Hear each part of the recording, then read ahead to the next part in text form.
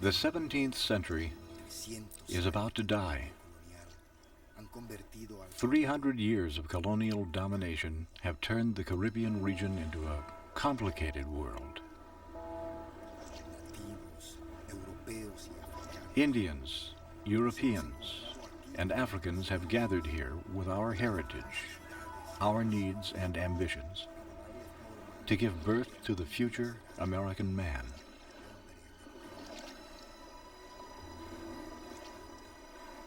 Meanwhile, we dispute every inch of land, the control of Caribbean trade routes, and freedom.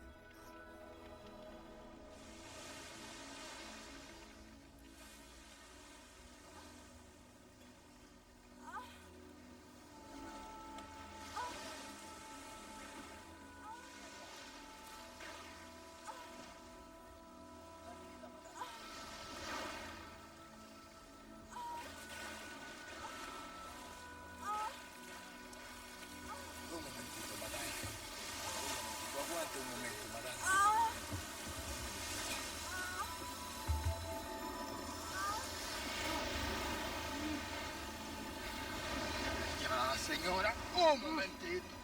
Un momentito. Agua.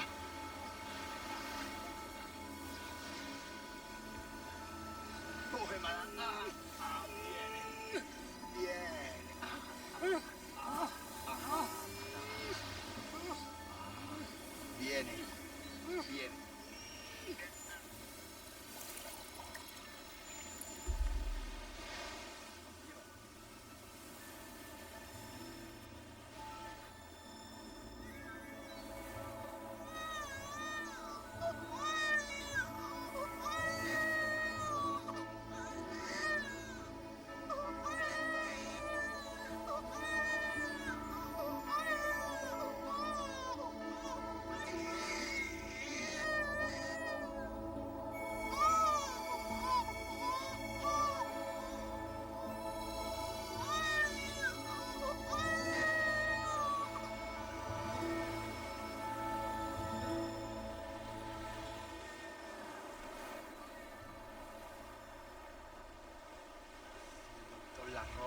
If only Dr. LaRoche could see me now.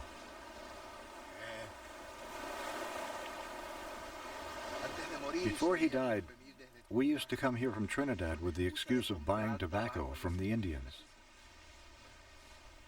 The truth is that from the moment we saw the coast of Paria, this land fascinated us so much that we promised in this place to come back and stay here.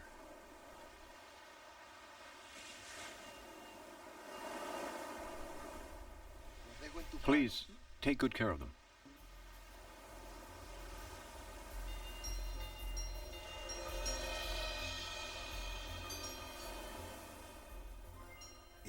Is there a better place to start a new life? Spaniards wasted their time looking for El Dorado, or fishing every single pearl they could get their hands on. Paria is still here, forgotten by them, but open to those who sense its true greatness.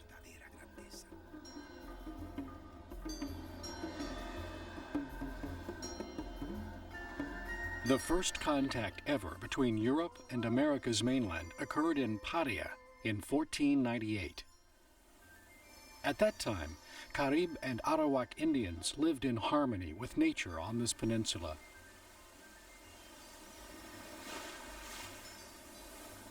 Columbus christened Paria as the Land of Grace, and many adventurous Europeans traveled here in search of the Promised Land.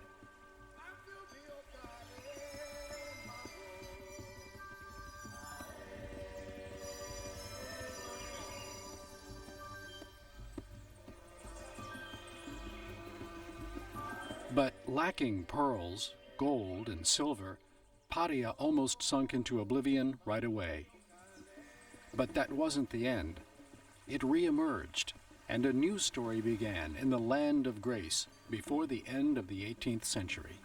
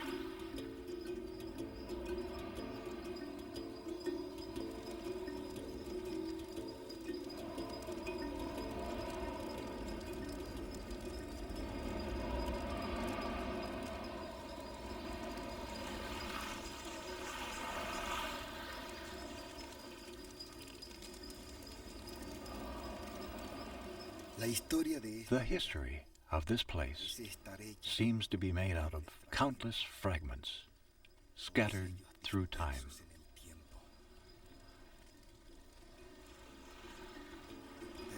If I could gather all the pieces, the intricate labyrinth that men have weaved in Paria shall lie before me. Together with my own story, I hope to uncover the secrets of the land of grace and its dwellers.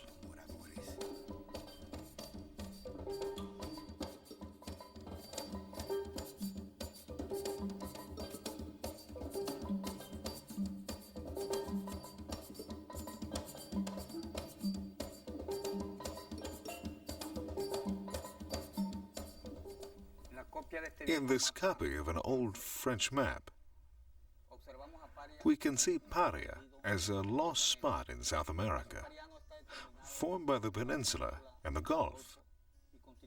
Paria is Venezuela's northeastern corner. It is the closest link between the mainland and the eastern Caribbean region. This proximity is what made possible the rich diversity of cultures that we shall see in the following testimonials. My great-great-grandfather, Andres Franceschi, came from the island of Corsica in the Mediterranean. When he died, his nephew, Vicente Grisanti, came here through Puerto Rico, which is where we come from. These people came to America attracted by its coffee and cacao. Well, my parents came from a small town called Los Altos in the island of Margarita. They settled in Saucedo on the coast of Paria.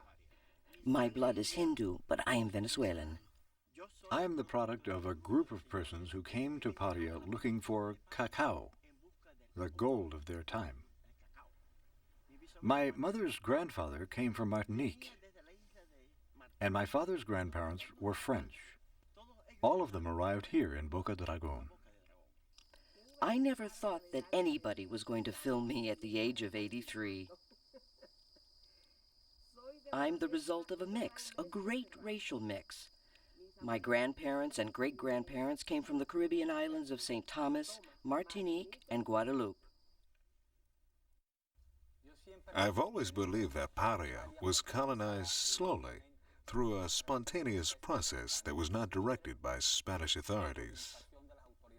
The region's colonization, which was basically insular, started during the 17th century on Paria's northern coast, with the arrival of people from the island of Margarita, who started to settle in strategic areas.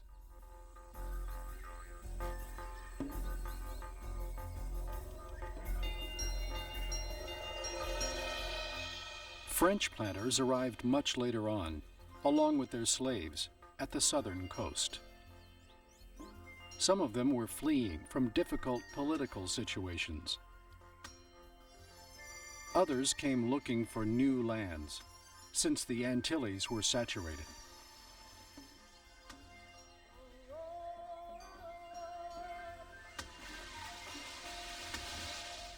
These pioneers modified Paria's natural vegetation to cultivate a fruit that would sustain the peninsula's economy for more than 150 years.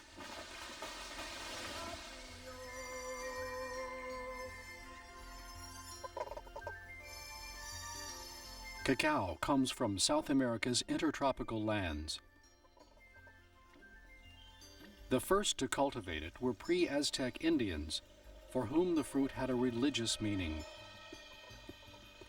Processed into xocuatl, or chocolate, it was the favorite food of their god, Quetzalcoatl. Thus its poetic scientific name, Theobroma cacao, or food of the gods. Mr. Placide, get over to the heaps of leaves and I'll strip this tree of its shoots.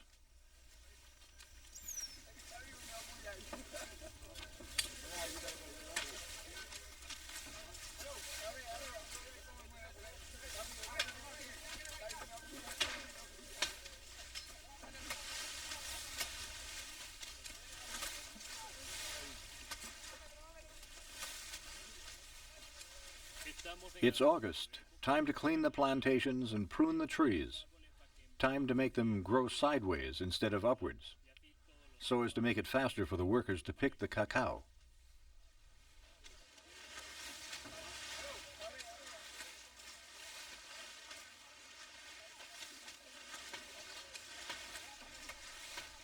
Cacao plantations are friendly to the environment.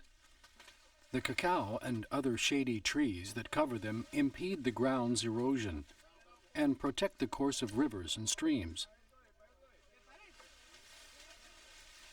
Some of these cacao trees, which were planted over a century ago, witnessed the birth of a prosperous world around them.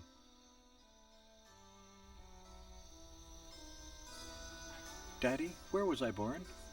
At the beach. And Odette? In the house.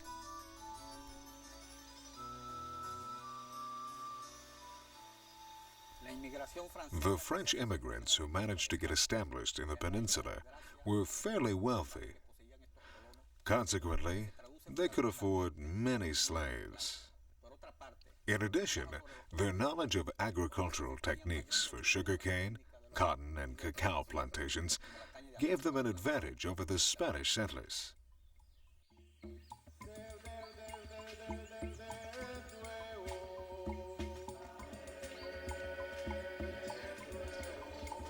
In the early days, Spanish settlers used agriculture only as a means of subsistence.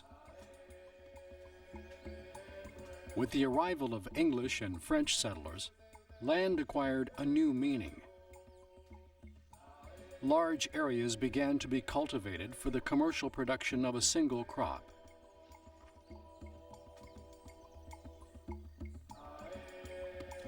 Soon, the value of cotton, sugarcane, tobacco, and cacao surpassed the value of gold and silver.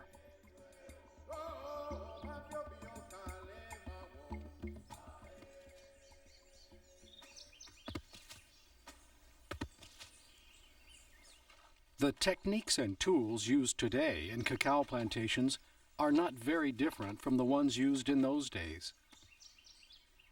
Workers knock down the fruits from the trees with long, sharp sticks and take them over to the dehulladero, the place where they extract the beans.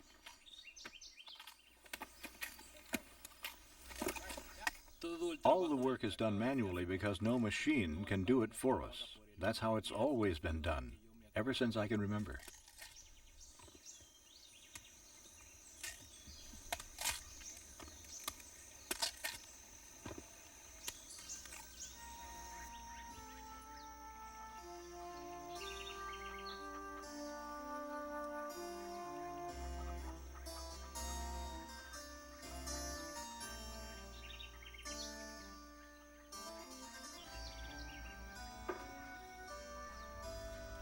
It's 12 o'clock.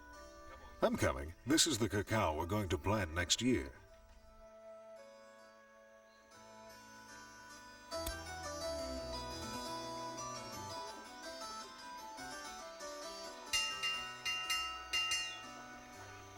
The trade of slave laborers used to work in the fields consolidated the plantation system in America. Many of the slaves who came to Paria were traded for agricultural products in the Caribbean islands. Their price was calculated according to the size of their bodies.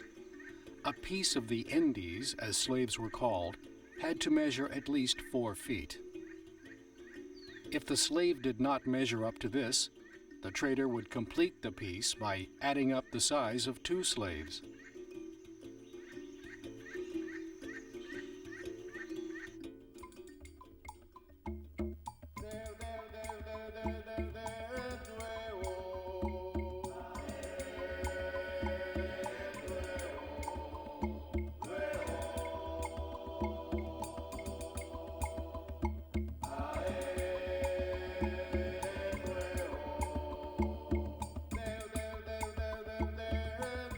Forced to migrate under the decks of slave trading ships and torn away from their lands and belongings, Africans were compelled to leave their possessions behind. Their luggage was their history, music, and beliefs. Today, the impressive cultural vitality of African people is still very much alive in America's population.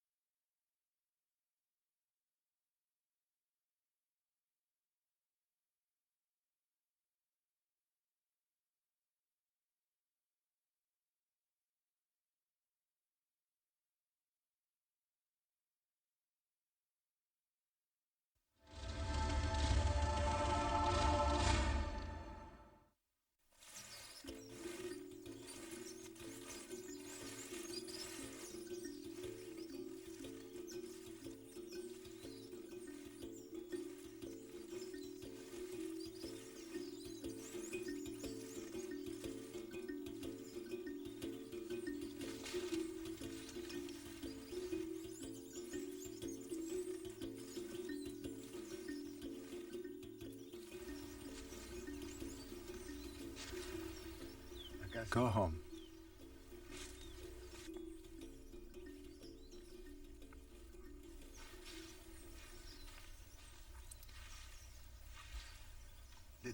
If I speak about the injustice of slavery, I would be repeating something that both slaves and masters know far too well. What I cannot overlook is the white man's narrow understanding of us. The Congolese are great Negroes. They bear hardships well, the best in our colonies. The Angolese are tame, merry, and capable of learning mechanical tasks. The Yorubas are hard to handle,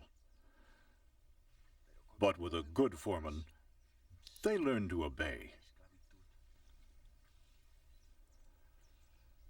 White men haven't understood anything. We're much more than tireless workers or unruly people. It's been a long journey. But what we are came with us to America.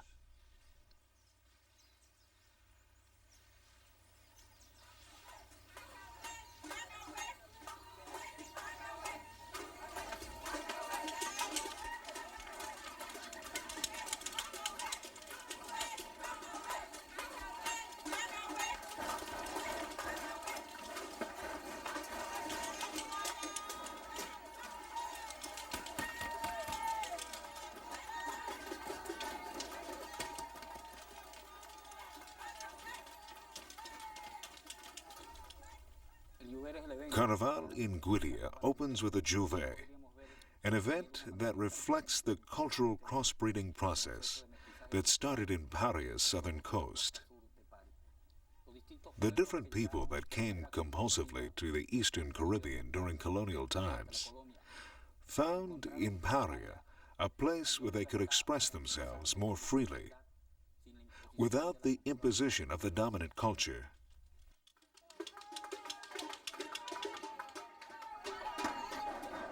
The freedom enjoyed in Paria by settlers from French and British Antilles was due to their tolerance of the cultural traits of slaves, as well as to the small Spanish presence in this region.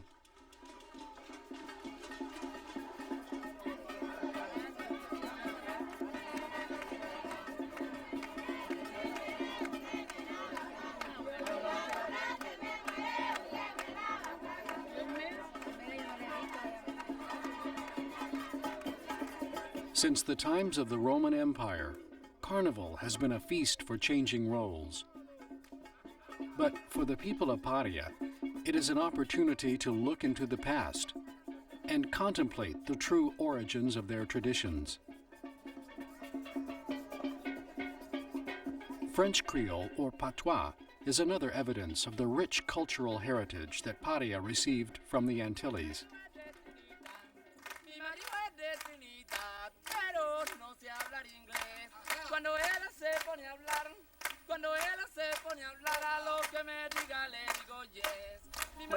Well, when my family came from Trinidad, they spoke two languages, English and Hindi.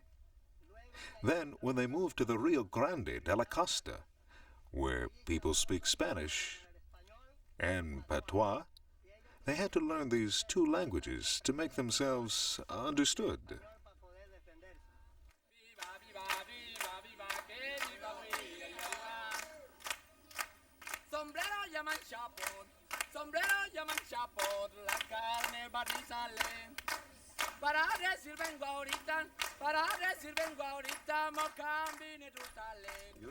I learned to speak patois with my grandmother, who always asked me for coffee and other things by saying,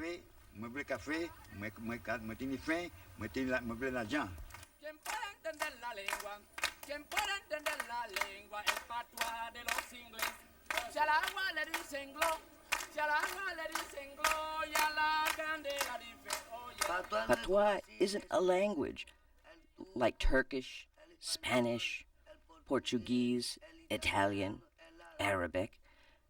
Patois doesn't come from a given country. Patois is a jargon.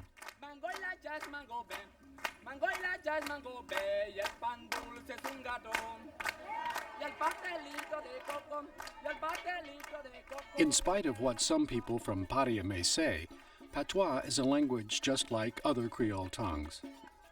Probably it derives from an African language, given the contact between slaves and Portuguese traders.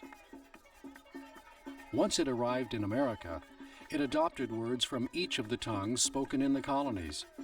Finally, in the French Antilles, the patois acquired its present form.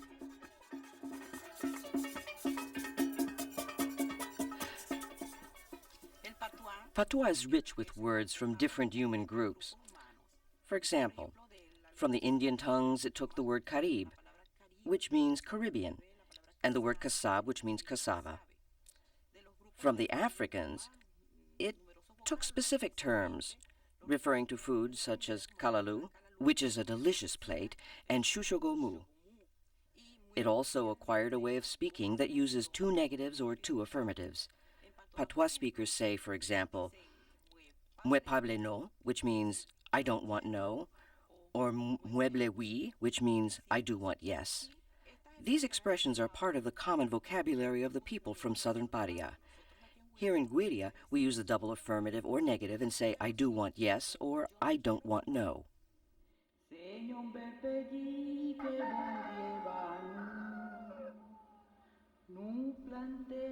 In Paria today, only those who are over 60 years old speak patois. If the common usage of a language reveals the vitality of a given culture, then Paria is suffering a terrible identity crisis.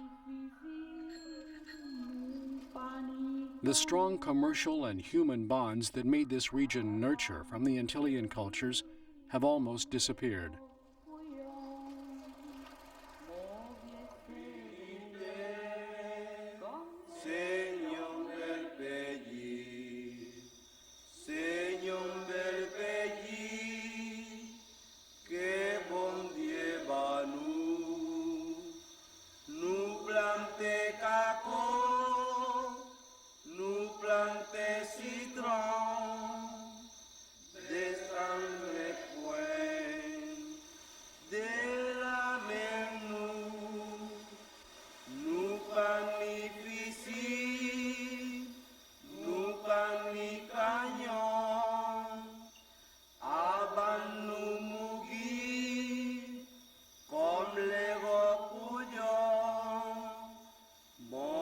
se pugui, com lego capó. Creo que ninguno de I think nosotros none of us ever imagined that the violent conflicts that we had left behind in the Antilles were going to catch up with us here. estamos We're in the middle of a cruel and bloody Venezuelan war of independence. Here's the rum. Get him ready.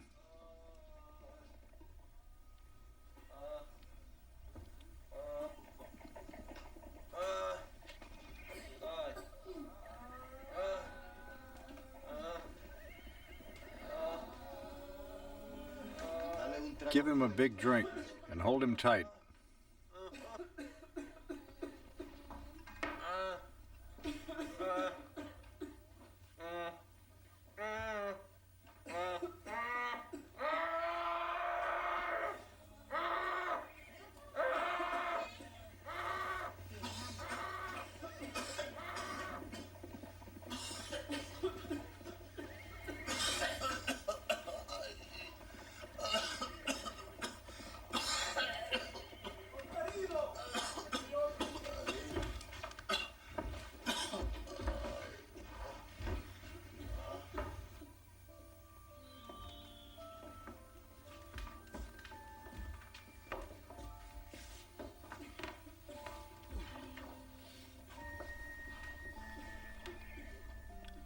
We can't cope with so many. It's inevitable. We've got to keep going. Sit him down.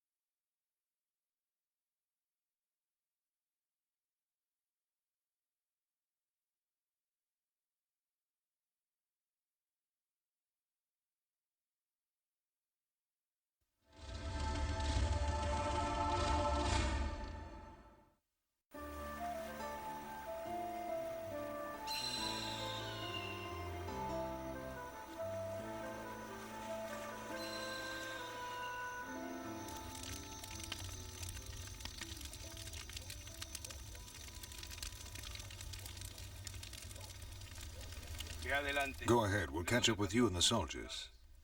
Yes, sir.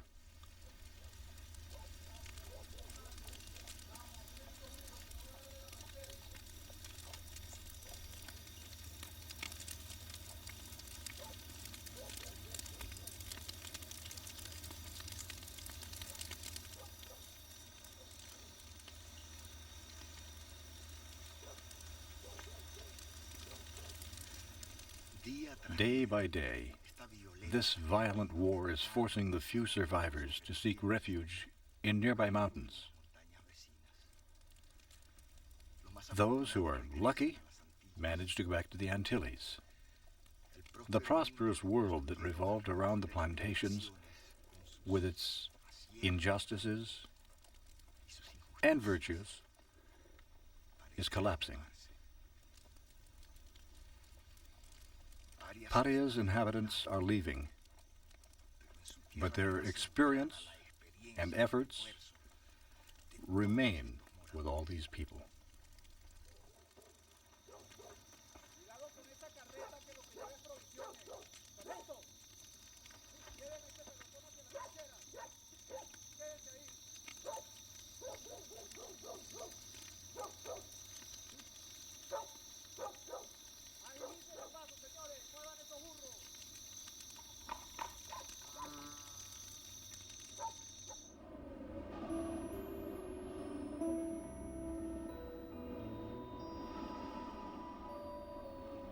The war finally conquered Venezuela's independence.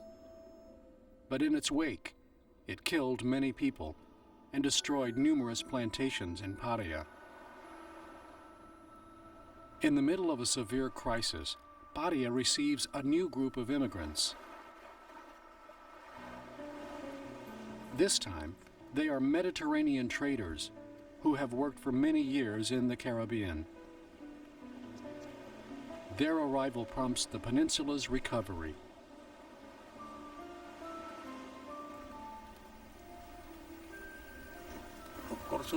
In Corsica, the ships brought news about the riches in Puerto Rico and Venezuela,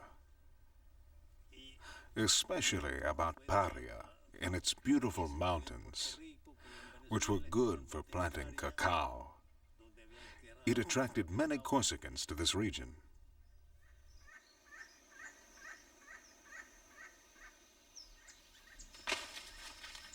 The Corsicans took advantage of their wealthy assets and their experience in the cacao business to settle in the old Spanish plantations in Paria's northern coast.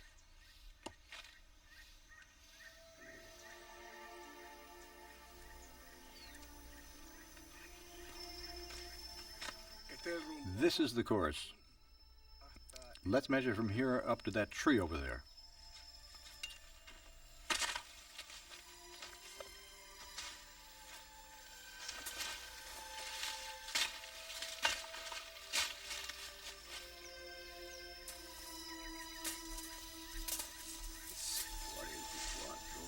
$44, $45, $46.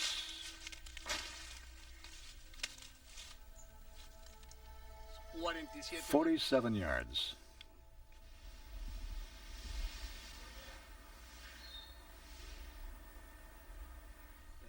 We're in the facilities of Franceschi and Company. It was founded in 1830. We have machinery, elevators, and chutes used to process cacao for export.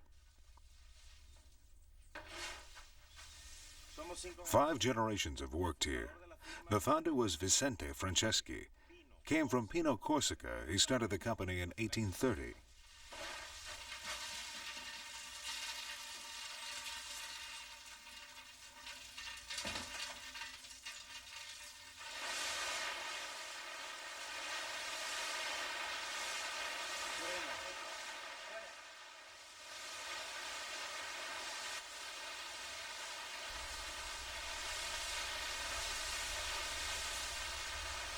Come here.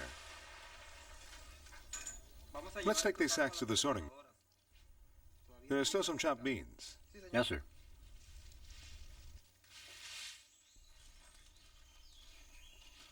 In no time at all, Corsicans became the great cacao traders of Paria. Where are you coming from? From Carúpano, sir.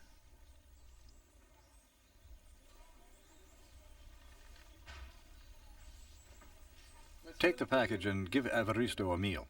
Yes, sir. Come with me, Evaristo. Dimas.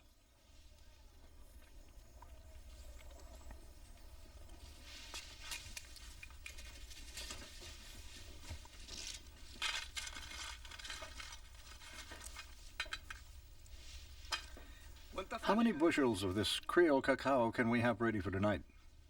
150, sir. We need 200 in Carúpano by tomorrow morning. If we hurry the workers, we can make it.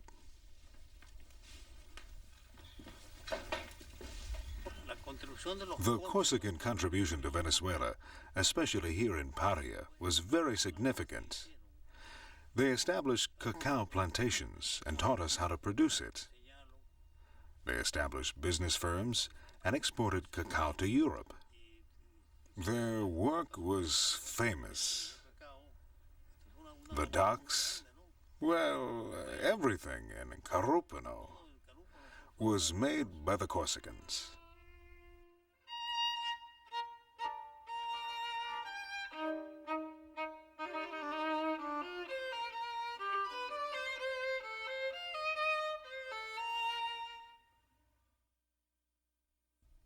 Most of the population that the Corsicans found on the northern coast of Paria were under the influence of the Spanish colonial culture. Since the Corsican immigrants were a small group, mostly single young men, they did not exert much influence on Paria's culture, although they did try to reproduce some of Europe's social life in this region.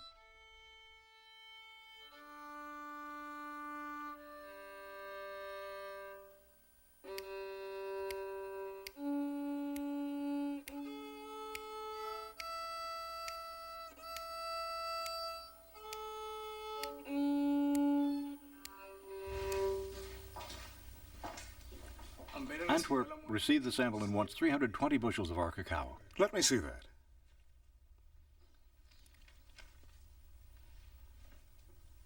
Magnificent. 21 pesos for each bushel at the port. 2 pesos more per bushel than the price in the French market.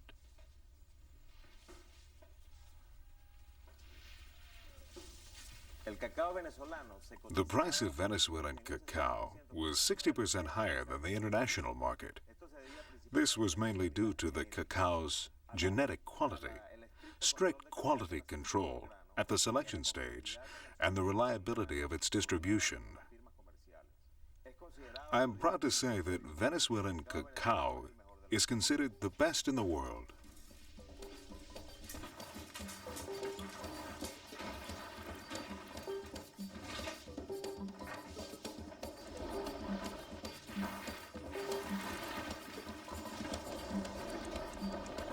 The beans extracted from the cacao fruits are fermented for several days. When the fermentation is completed, the beans are taken to dry in these barns with sliding roofs called wagons, where they are exposed to the sunlight but can be protected, if necessary, against Paria's frequent rains.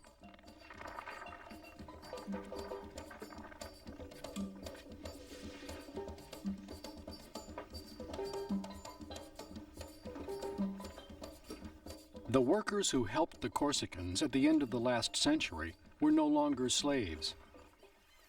They were free workers, mostly from Margarita Island.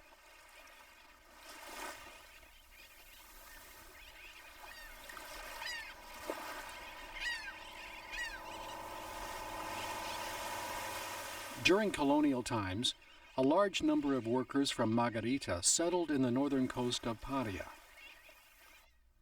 They came here looking for jobs and natural resources that were scarce in their island.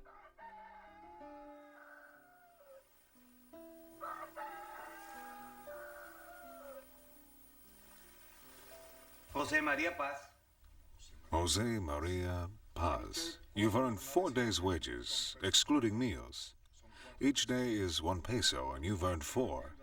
The 2 pounds of salted fish, candles, and tobacco that you bought in the store add up to 1 peso and 50 cents. We owe you 2 pesos and 50 cents.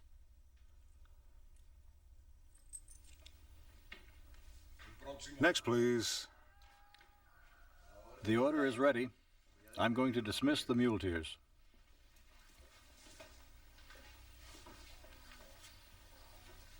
Juliana Sucre.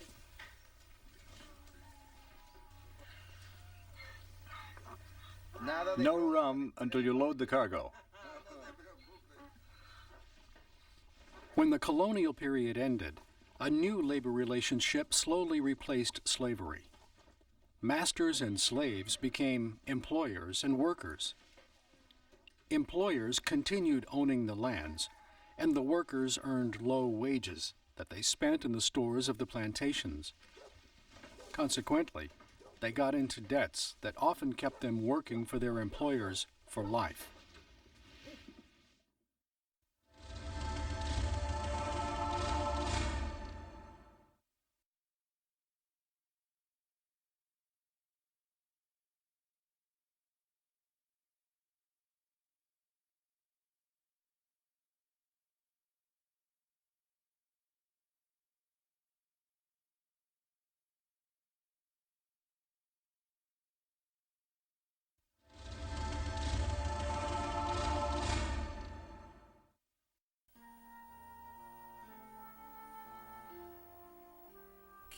I want to remind my heirs that I've always wanted to stay in this land that one day received us so generously, for it is here where I managed through very hard work to achieve this prosperity that we now enjoy. Therefore, it is my wish that my business firms in Carúpano and Rio Caribe are to continue. The permanence of Corsican families in Paria seemed to be settled until the first decades of this century.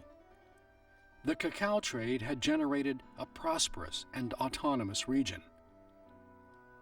But the boom of this industry reached an end, and Paria lost the autonomy it had conquered. Hasta 1900. Until 1925, cacao represented what the oil is today for Venezuela. The cacao economy suffered three crises in this century. The first one in the 30s due to the World Depression of 1929. Then a hurricane in 1933 destroyed over 50% of the plantations. And finally, the discovery of oil in Venezuela. The mining industry was established in Paria to take advantage of the region's privileged geographic location. The waters of the Caribbean, the Atlantic Ocean, and Orinoco River converge around the peninsula, making it an excellent location for transshipment of the iron and oil exploited in the eastern parts of Venezuela.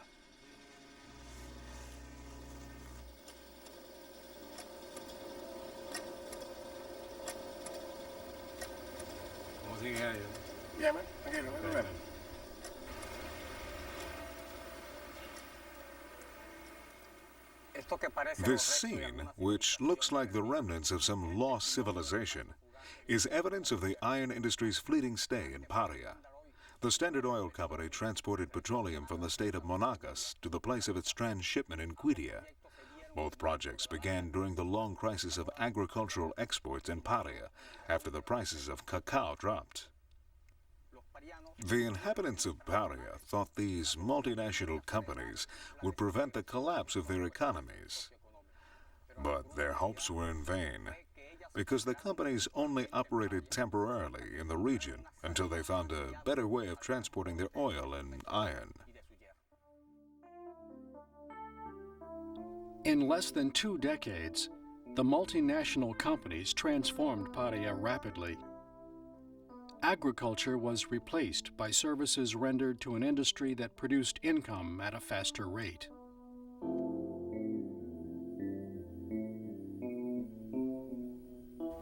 I came to Puerto Hierro in 1951, and this was a very busy port. Minerals were loaded and unloaded very quickly using the best technology. It ended when the Orinoco River was dredged.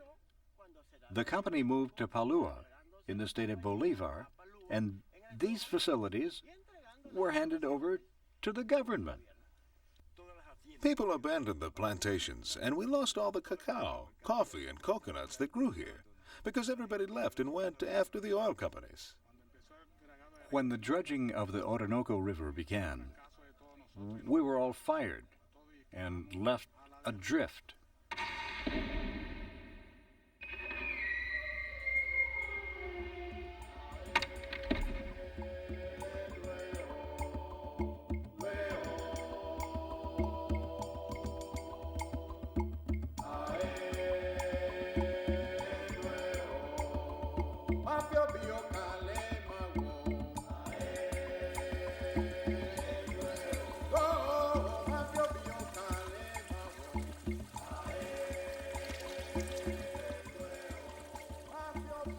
The people of Paria have traveled in many directions searching for a permanent way of living in this marvelous place that was once called the Land of Grace.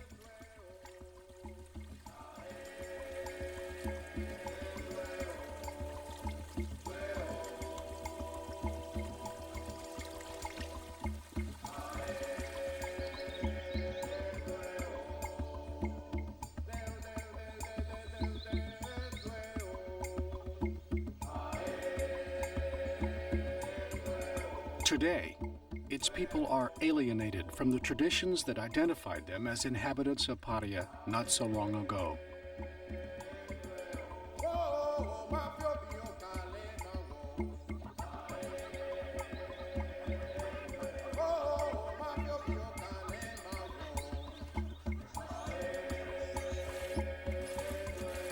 The culture that was born around the cacao bean is weakening.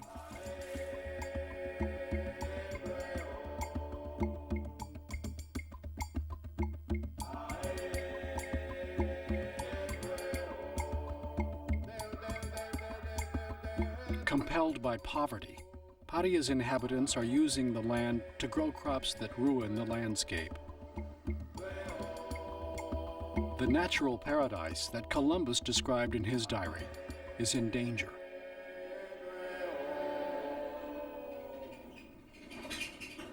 In spite of this, the virtues in the land of grace continue to exist. It is still possible to rescue the old cacao plantations and recover its strategic ports.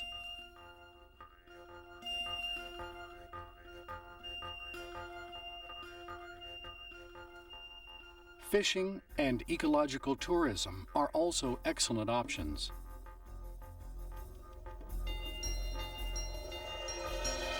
But above all, the people of Paria must try to live in harmony with their environment once again. Currently, there is no longer a solid regional identity, so I think that Paria's history is the only way in which its people can identify themselves with their land. History tells us that the economic future of Paria cannot depend on the exploitation of just one of the many resources that nature has to offer.